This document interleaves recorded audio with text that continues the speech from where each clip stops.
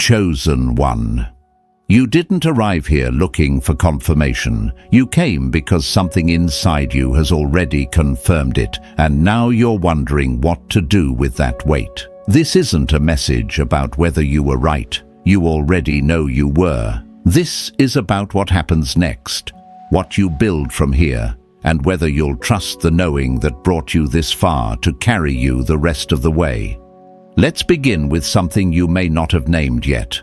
You knew about this person before you had proof, not from logic, not from anything you could explain to someone else without sounding paranoid. You knew from a place deeper than language, a place where the body records what the mind hasn't yet processed. Think back. There were signs, small ones, the way the air shifted when they entered a room, the way you instinctively held back a part of yourself in their presence, not all of you, just enough to stay protected. The way your sleep became restless after certain conversations with them, even when nothing obviously wrong was said. You noticed. You didn't act on it, but you noticed. And here's what I want you to understand, that noticing was not paranoia. Paranoia is fear of something that isn't real. What you were sensing was something very real, it just hadn't fully revealed itself yet. Your spirit was reading a language your mind hadn't learned to translate. Your body kept the record before your mind could file the report. That's not weakness. That's a system working exactly as it was designed to work. Now, I want to offer you a different way to see what you've been through. Not just with this person, but with everyone who came before them. Every betrayal, every manipulation, every time someone wore kindness like a costume while carrying something else underneath. Most people would call those experiences damage, wounds, things that broke you. But I want to suggest something else. What if those experiences were blueprints? Not blueprints you asked for, not blueprints you would have chosen, but blueprints nonetheless, teaching you through repetition how to recognize what's coming before it arrives. Each time you were deceived, you didn't just suffer, you learned a pattern. Each time you were blindsided, your system upgraded its detection. You may not have realized it was happening, but it was. This is what I call containment. Not suppression, not avoidance. Containment is the ability to hold an experience in a space wide enough to see it clearly rather than being swallowed by it. And you've been developing that capacity for years. Not because you wanted to, because you had to. Heaven didn't send those experiences to punish you, but heaven did use them. Like an architect uses pressure tests to know which materials can bear weight, your history has been revealing what you're made of.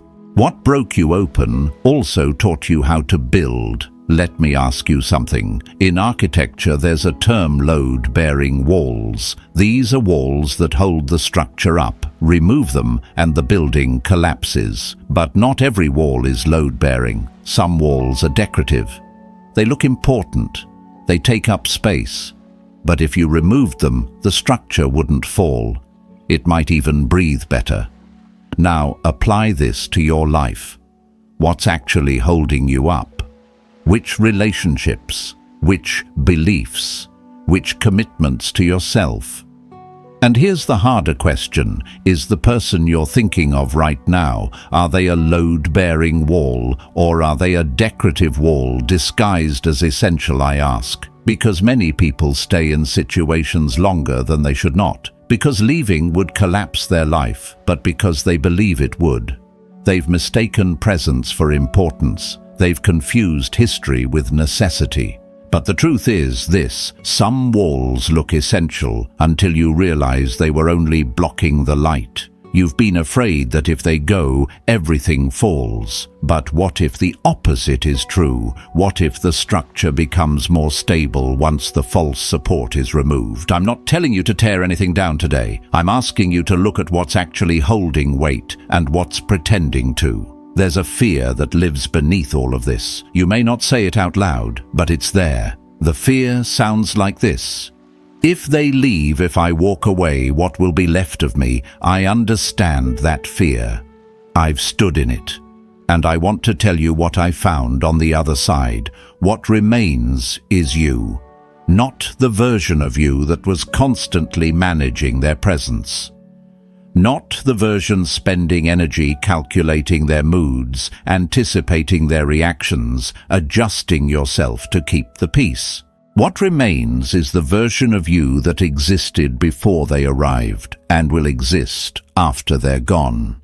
This is what I call internal structure. It's the part of you that doesn't shift based on who's in the room. It's built from the values you can't negotiate, the truths you won't abandon, the commitments you've made to yourself that no one else can see.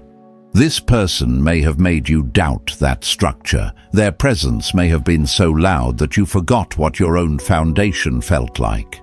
But the foundation didn't disappear. It was just obscured. You were whole before they came. You will be whole after they leave. The structure holds. It always held. And the reason you're hearing this right now, the reason this message reached you today, is because something in you is ready to remember that. Not because I'm telling you, because you already know. So the structure holds. You know that now, but knowing doesn't always bring relief. Sometimes it brings a different kind of weight, the weight of seeing what others miss and having to decide what to do with it. There's a specific kind of exhaustion that only people like you understand. It's not the tiredness that comes from lack of sleep. It's not physical fatigue. It's the tiredness that comes from seeing too much, from noticing what others overlook, from carrying awareness that no one asked you to carry but that you can't seem to put down. I call this the fatigue of awareness. Once you've developed the ability to recognize manipulation, to sense inauthenticity, to detect hidden agendas beneath polished words, you can't turn it off. It runs in the background constantly. You see patterns where others see coincidence. You feel tension in rooms where others feel nothing. You catch the micro-expressions, the slight shifts in tone, the words that don't quite match the energy behind them. This isn't a curse, but it's not free either. Every time you notice something others miss, you face a choice. Do you speak or stay silent? Do you act or wait? Do you protect yourself or give them another chance? These calculations happen dozens of times a day, and each one costs something. The eyes that see clearly are not always the eyes that rest easily. Let me explain something that might help you make sense of what you're experiencing right now. You've probably noticed that everything feels slightly off lately. Not dramatically wrong, just off. Like wearing shoes that are half a size too small. You can still walk, but something isn't right. This feeling has a name: calibration. When any system upgrades, it needs time to adjust. Your internal system has been upgrading for a while now. Your standards have shifted. Your tolerance has changed. What you once accepted as good enough now feels unbearable. What you once overlooked now stands out like a signal fire. This isn't you becoming difficult or too sensitive. This is your threshold changing. Think about it. A year ago, you might have made excuses for this person. You might have explained away the discomfort, rationalized the red flags, told yourself you were overreacting. But something in you has shifted. The same behavior that you once tolerated now registers as unacceptable. Not because they've gotten worse, but because you've gotten clearer. This is misalignment. The person you're thinking of, they fit into an older version of you. They matched who you were before. But that version is changing, and they're not changing with it. The discomfort you feel isn't a sign that something is wrong with you. It's a sign that you're outgrowing something that no longer fits. You might feel guilty about this, like seeing clearly is somehow a betrayal. But truth doesn't betray. Truth liberates. Here's something important. Having heightened awareness doesn't mean you have to respond to everything you notice. The real strength isn't in seeing, it's in choosing what deserves your energy and what doesn't. I call this filtering. There's a difference between reactive seeing and strategic seeing. Reactive seeing works like this. You notice something, you react. You spend energy. You feel drained. Strategic seeing works differently. You notice something, you register it, you decide whether it requires response or not. You conserve what doesn't need to be spent. With this person you're thinking about, you've already seen enough. The question is no longer, are they really like this? You know the answer. The question now is, what will I do with what I've seen? Not everything that crosses your awareness requires action. Some things simply need to be noted and filed. Some patterns only need to be recognized, not confronted. Discernment is the ability to see. Wisdom is knowing what to do and what not to do with what you've seen. Chosen one, let me say this plainly. What you've been sensing about this person, it's not anxiety producing false signals. It's not your imagination working overtime. It's precision. The precision of a system that has been trained through experience to recognize what's real. You may not have evidence in the way the world demands evidence. You can't point to a document or a recording or a witness, but you have something more reliable: pattern recognition that has been refined through every time you were deceived before. Your body remembers. Your spirit has been taking notes. And now everything is pointing in the same direction. This is not paranoia. Paranoia doubts without reason. You have reasons. They may be invisible to others, but they are not invisible to you. And they are not invisible to the one who designed your capacity to perceive. Heaven has been sharpening your senses, not to make you suspicious of everyone, but to make you accurate about what matters. The clarity you carry isn't comfortable, but it is reliable, and right now it's telling you something you need to hear. You weren't paranoid. You were paying attention at a frequency others couldn't hear. The signal was real, the knowing was real, and now you stand at the edge of a choice, not about whether to trust what you've seen, but about what that trust will ask of you next. That question will sit with it together. There's a territory that few people talk about. It exists between knowing and doing, between seeing clearly and moving accordingly. This is where you stand right now. Not in confusion, you're past that. Not in denial, that door closed some time ago. You're standing in the in-between, the place where you know what you know, but haven't yet translated that knowing into action. This space has weight to it. You've seen enough about this person. The picture is clear. But clarity doesn't automatically produce movement. There are reasons, some logical, some emotional, that keep you in place. Maybe it's fear of what you'll lose. Maybe it's the stubborn hope that they'll change. Maybe it's guilt about walking away from someone, even someone who hasn't walked toward you with honesty. Maybe you simply don't know what the next step looks like. None of these reasons make you weak. They make you human.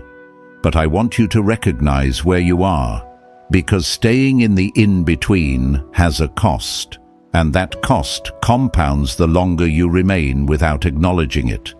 The pause between seeing and moving is not weakness. It is the body gathering what the spirit has already decided, but gathering has a timeline. And that timeline isn't infinite. Pay attention to something. Your body has probably already given you its answer, even before your mind finished deliberating. When you think about staying connected to this person, there's a tightness somewhere. Maybe in your chest, maybe in your shoulders, maybe in your jaw. When you imagine distance, real distance, there's fear, yes. But underneath the fear, there's something else, something that feels like relief. This is not coincidence. Your body is an intelligent system. It registers what your mind might deny. It responds to what your logic might explain away. The tension you feel around them isn't random. It's data. The way you instinctively pull back a part of yourself when they're near, that's information. The way your breathing changes, the way your posture shifts, the way something in you contracts, all of it is your system voting. Your body has been voting no for a while now. The question is whether your mind will count the ballots. I'm not telling you to act today. I'm asking you to stop dismissing what your body already knows.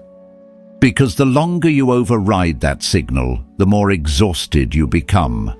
Not from the situation itself, but from the internal war of knowing one thing and doing another. Here's one of the most exhausting things a person can do: hold two truths at the same time.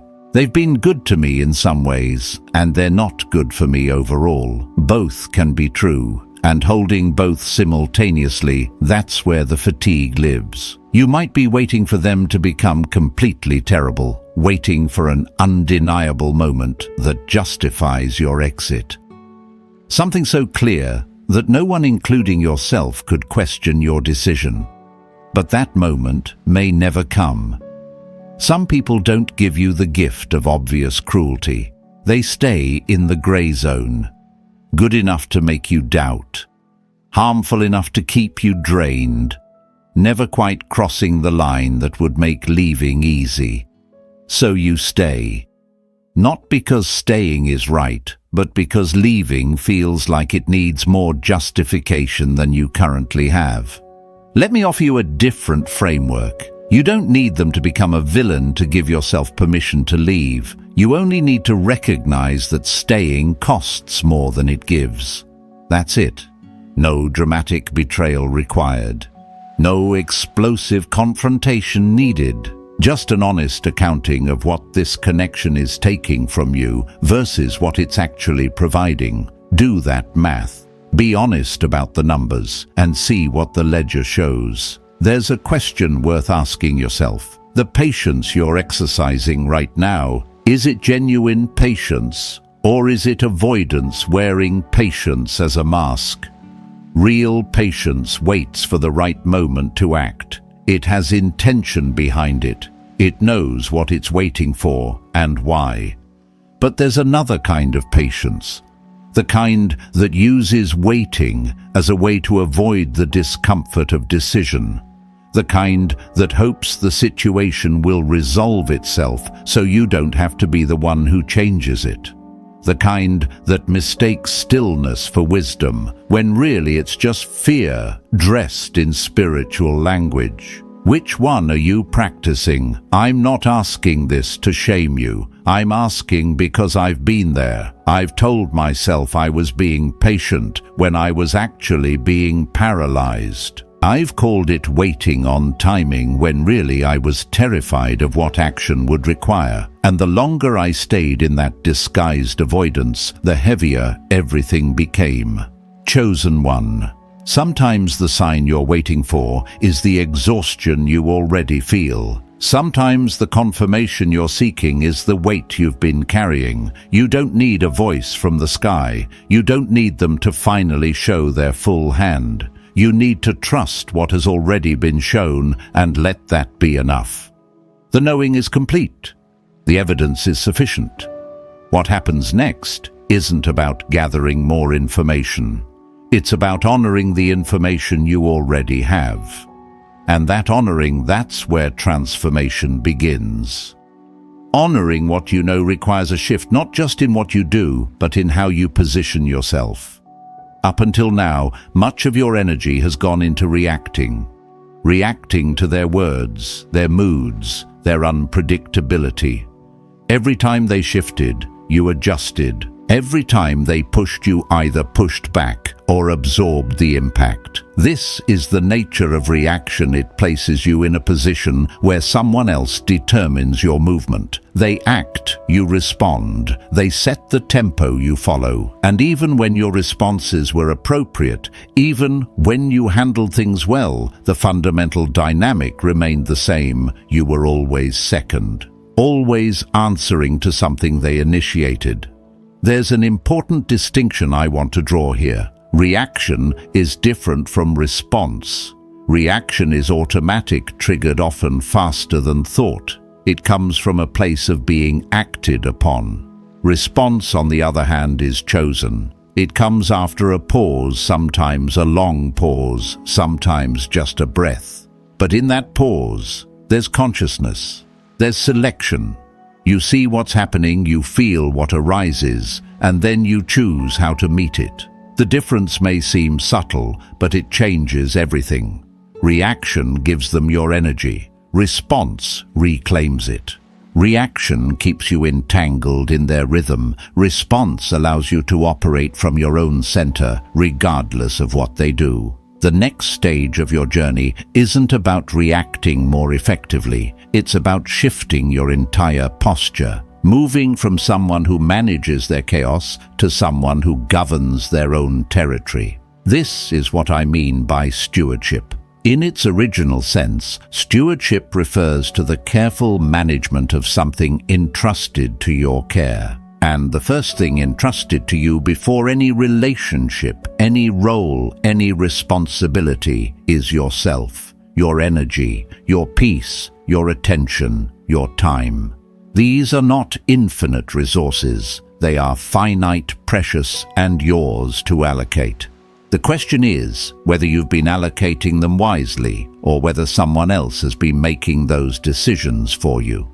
Think about it this way. If someone handed you a garden, a rare and valuable garden, would you let anyone who wanted to walk through it? Would you allow people to trample the soil, pick the flowers, leave their debris behind? Or would you be selective about who enters, mindful of what they bring with them, protective of what's been placed in your care? Your inner life is that garden. Your peace is that garden. And stewardship means recognizing that not everyone who wants access should be granted it. This isn't selfishness. It's maturity. It's the understanding that what you carry is sacred, and sacred things require boundaries. Let me introduce a concept that might clarify what's been happening. I call it emotional economy. Every day you wake up with a limited amount of emotional and mental energy. It gets spent throughout the day on decisions, interactions, worries, hopes, tasks. By evening, the account is lower. Some days it's depleted entirely. Now consider this person you've been thinking about. How much of your daily emotional budget goes to them, not just in direct interaction, but in the background? How many thoughts per day? How much analysis of what they said, what they meant, what they might do next? How much hope that this time will be different? How much fear that it won't be? Add it up. That total represents the true cost of this relationship. Not what they take directly, but what you spend trying to navigate them, figure them out, protect yourself from their impact. The true cost of any connection isn't measured in what they do to you. It's measured in what you exhaust trying to manage what they do. This is why I want to introduce you to the power of non-participation. There's a strength that most people overlook because it doesn't look like strength. It doesn't fight. It doesn't argue. It doesn't explain or defend or convince. It simply withdraws.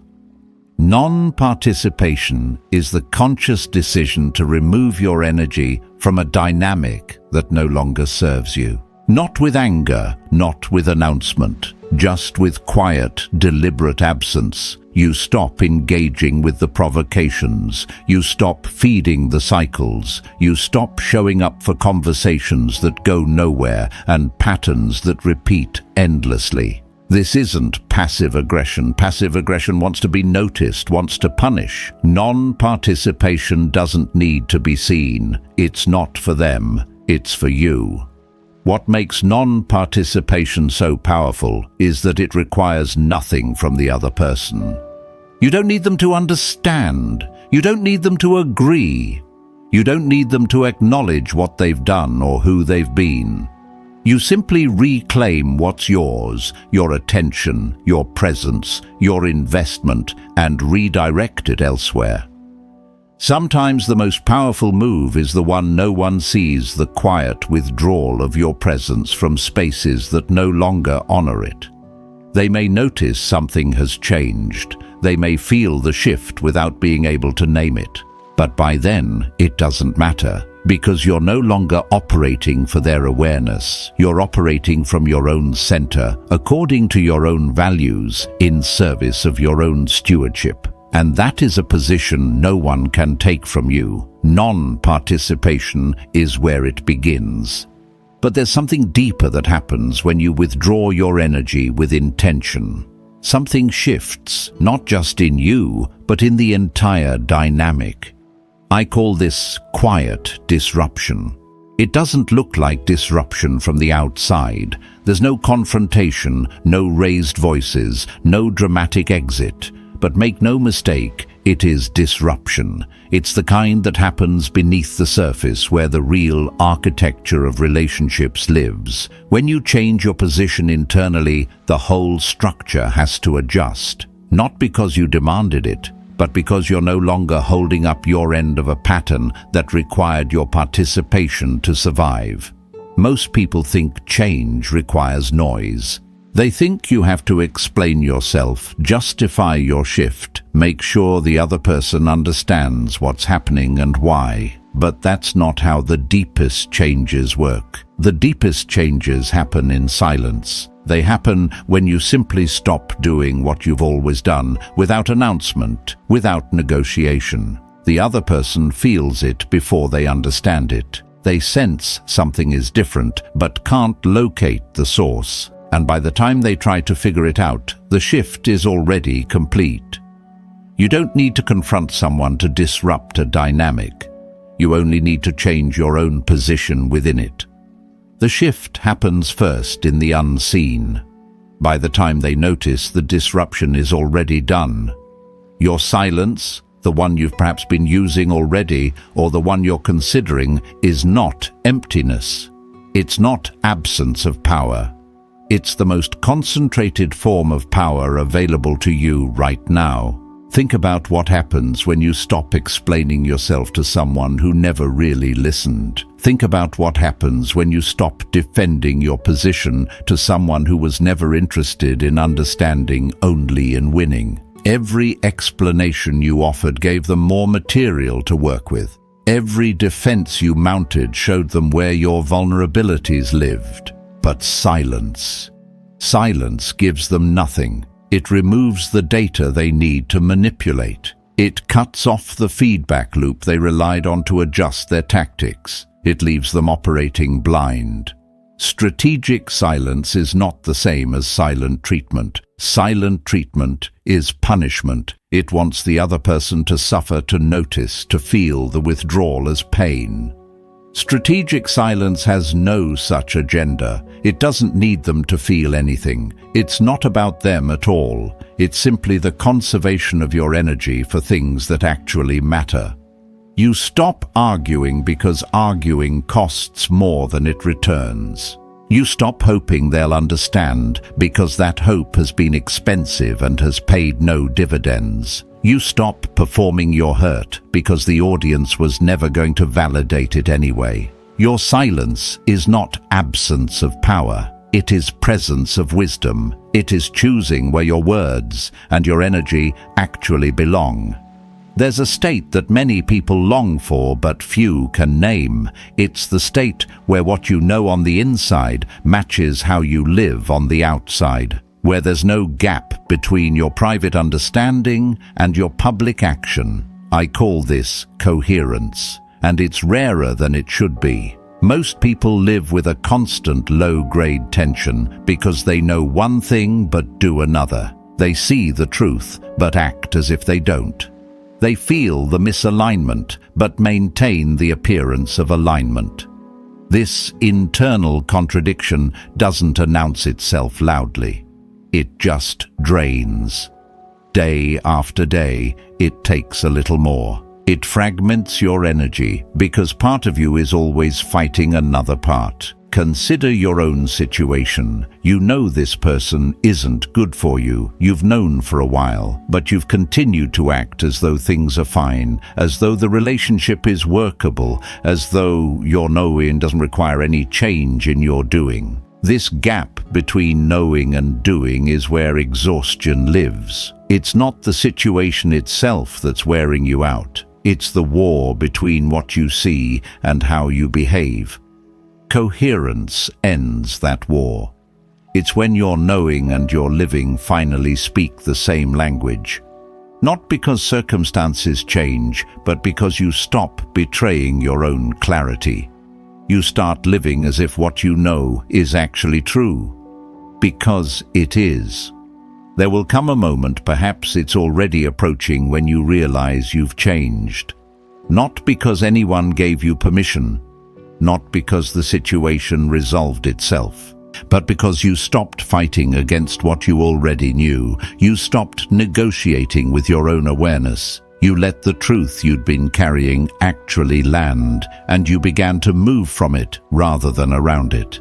This moment may not be dramatic. There may be no lightning, no revelation, no sudden clarity, just a quiet settling, a sense that the internal civil war has ended. Not because you won, but because you stopped participating in a battle you were never supposed to be fighting in the first place. When coherence begins, something strange happens. Decisions become simpler. Not easier. The choices may still be hard, but clearer. You stop asking, "Should I?" and start asking, "How do I?"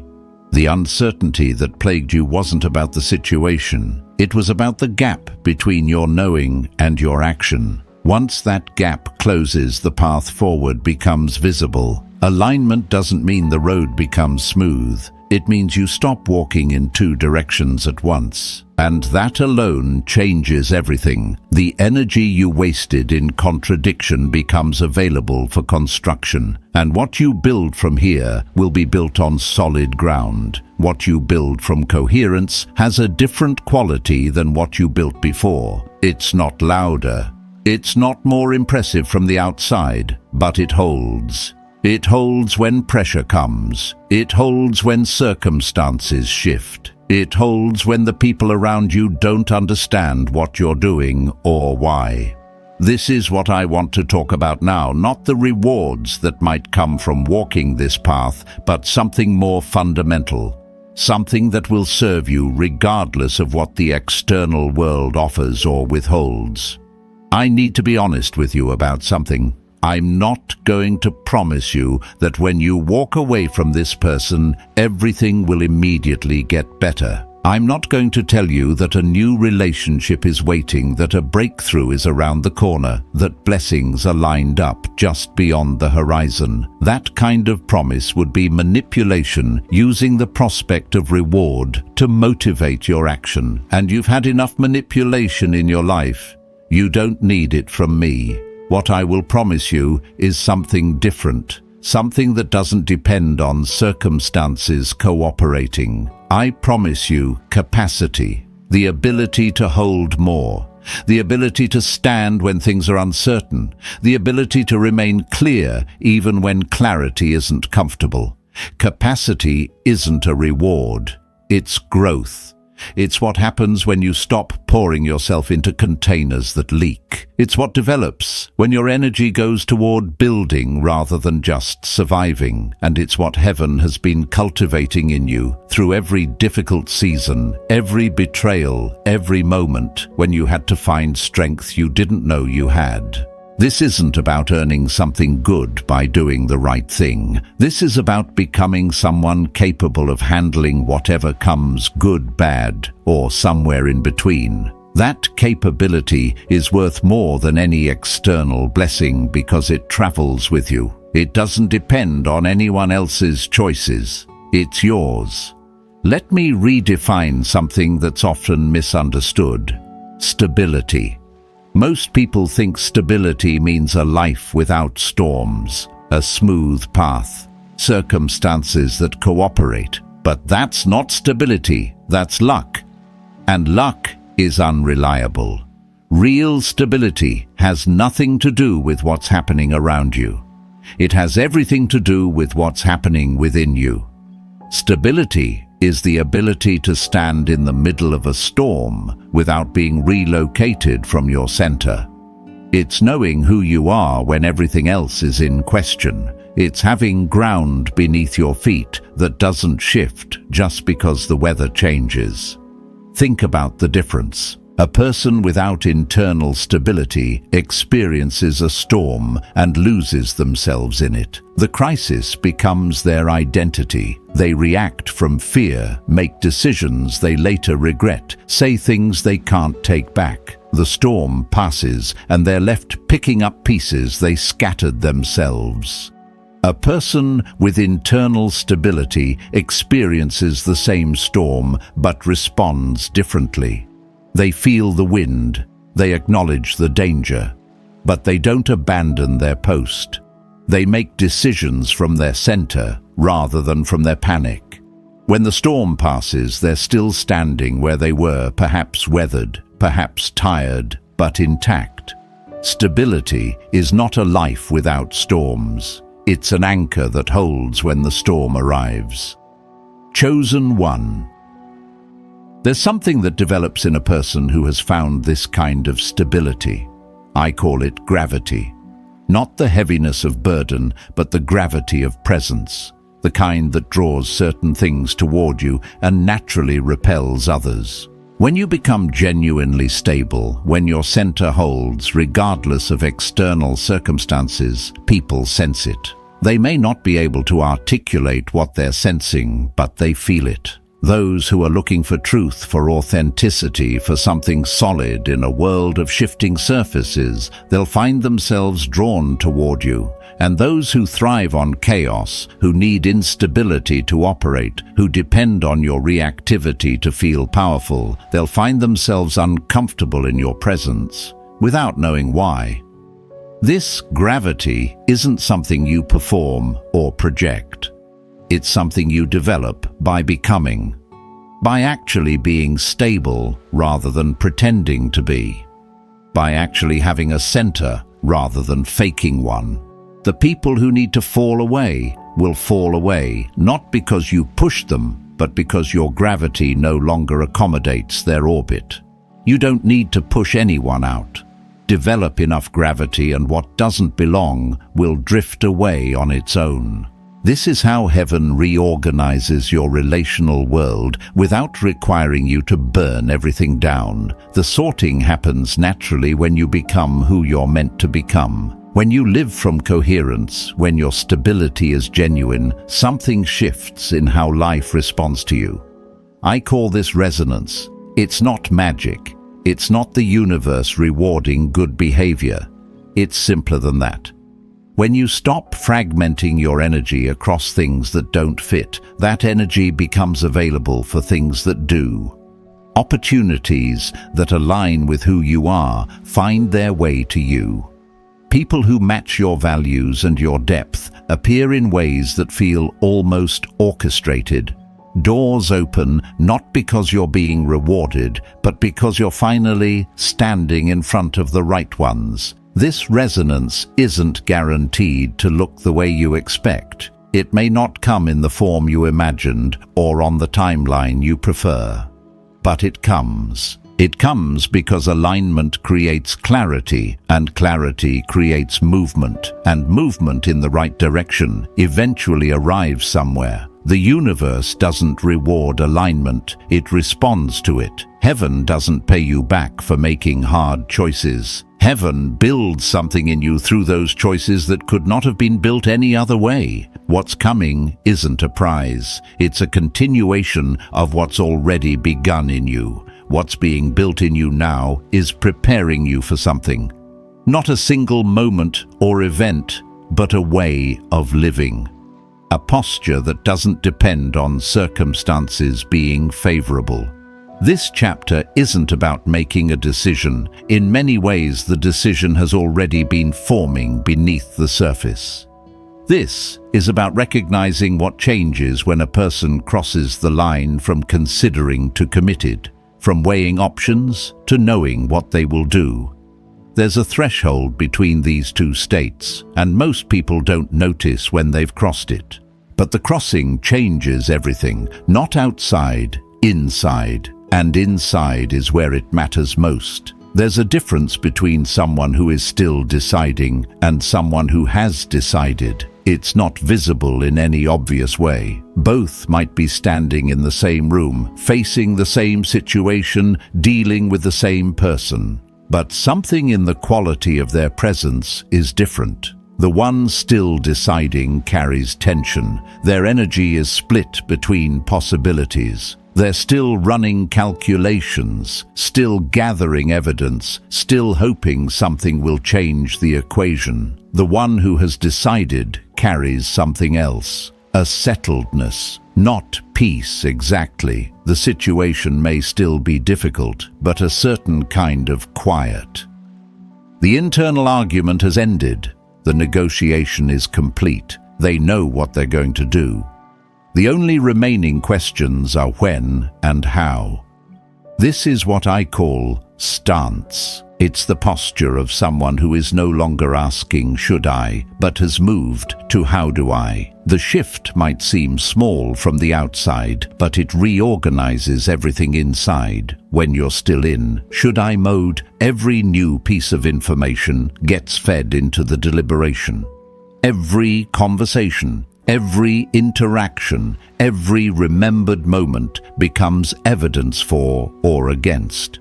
It's exhausting because the case is never closed. There's always more to consider. But when you cross into how do I, something releases. The evidence-gathering phase is over. The verdict is in. Not because you have perfect certainty, but because you have enough certainty to move. Decision is the end of internal negotiation. It is the moment you stop asking whether and start asking what's next.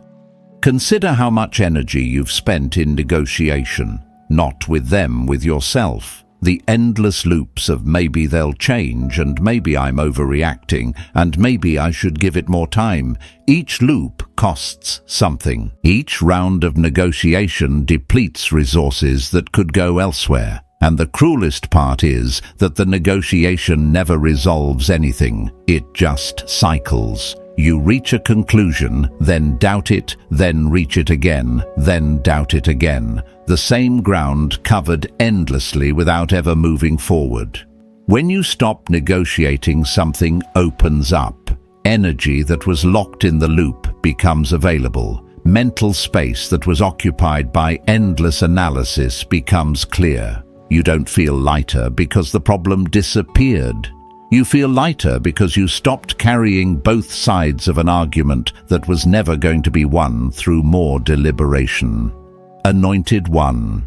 There's a particular kind of freedom that comes from no longer negotiating with yourself about someone else. It's not freedom from them. They may still be present in your life, at least for now. It's freedom from the hope that they will become who you need them to be. That hope, as beautiful as it sounds, has been a chain. Every time you hoped they would change, you handed them your peace. You made your stability contingent on their transformation. And since that transformation never came, or came briefly, and then vanished, your peace was perpetually hostage. Freedom doesn't always mean leaving. Sometimes it means no longer being held captive by your own hope that someone will become what they have shown you repeatedly they are not. There are two ways to live in relation to difficult people. The first is living from hoping. Hoping they'll see what they're doing. Hoping they'll choose differently. Hoping that this time will be unlike all the other times. This way of living keeps you suspended, always waiting, always dependent on a future that may never arrive. The second way is living from knowing. Knowing who they have shown themselves to be, not from judgment, but from observation. Knowing what this relationship actually costs, not in theory, but in reality. Knowing what is aligned with who you're becoming and what is not. Living from knowing doesn't mean you have all the answers. It means you stop pretending you don't have the answers you already have. When you've truly decided, when the stance is settled, something becomes unshakable in you. You can be in the same room with them and not be moved. You can hear their words and not be pulled in. You can watch them attempt the old patterns and feel nothing but a quiet recognition, not coldness, not hardness, groundedness. You know where you stand. You know why you stand there. And you're not leaving that ground just because someone wants you to. This posture doesn't require announcement. It doesn't need to be explained or defended. It communicates itself through the quality of your presence, the steadiness in your eyes, the evenness in your voice, the absence of the old reactivity. When you've truly decided, you don't need to convince anyone, including yourself. The posture speaks for itself, and those who encounter it will know without being told that something fundamental has changed, not in the situation, in you, and that is the only change that was ever yours to make. What has changed in you cannot be unchanged. The stance you've taken, the clarity you've gathered, the coherence you've begun to embody, these are not temporary states. They are formations. They are the shape of who you are becoming. And now, standing here at the end of this message, we return to where we began. You were right about this person. That is no longer in question. The question that remains, the only question that ever mattered, is what you will do with that knowing. Not what you should do. Not what others think you should do. What you will do. Because knowing without aligned action is a weight that grows heavier with each passing day. But knowing that moves into living, that is transformation. That is where pain becomes wisdom, and confusion becomes clarity, and surviving becomes building. I want to speak to something you may not have considered. The ability to see what others miss. This isn't just a skill you developed for self-protection. It's a sacred responsibility. You see, not merely to guard yourself, but to honor what's true. To live in alignment with reality rather than comfortable illusion. This capacity was shaped in you through difficult seasons, through betrayals you didn't ask for, through lessons you would not have chosen, but it is yours now, and what you do with it matters. When you see clearly and live accordingly, you participate in something larger than your own story. You become evidence that clarity is possible, that coherence is achievable, that a person can walk through deception and emerge not cynical but discerning, not closed but wisely open. Chosen one. You are not just healing for yourself. The way you walk through this season, the way you handle this person, the way you protect your peace without becoming bitter, the way you set boundaries without losing your humanity, this becomes a map. There are people watching you who will never say so. They're facing their own versions of what you're facing. They want to know if it's possible to leave without destruction, to protect without attacking, to be strong without being hard. Your life answers their question, not through words you speak about your journey, but through the quality of presence you carry as you walk it. You are living a testimony that someone needs to see.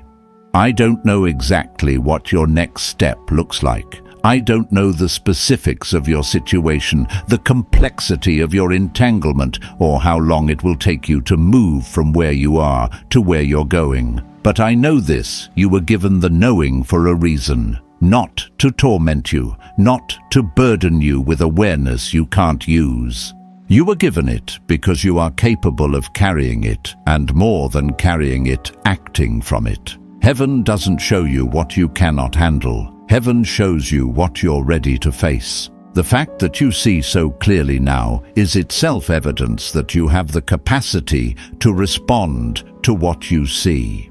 So here is where I leave you, not with answers, but with a question that only you can answer through how you live the coming days. You were right about this person. Now what will you do with that knowing? Will you let it sit, unused, growing heavier? Or will you let it guide you into the next version of yourself, the one who doesn't just see clearly, but lives clearly? The knowing was the beginning. What you do with it is the story.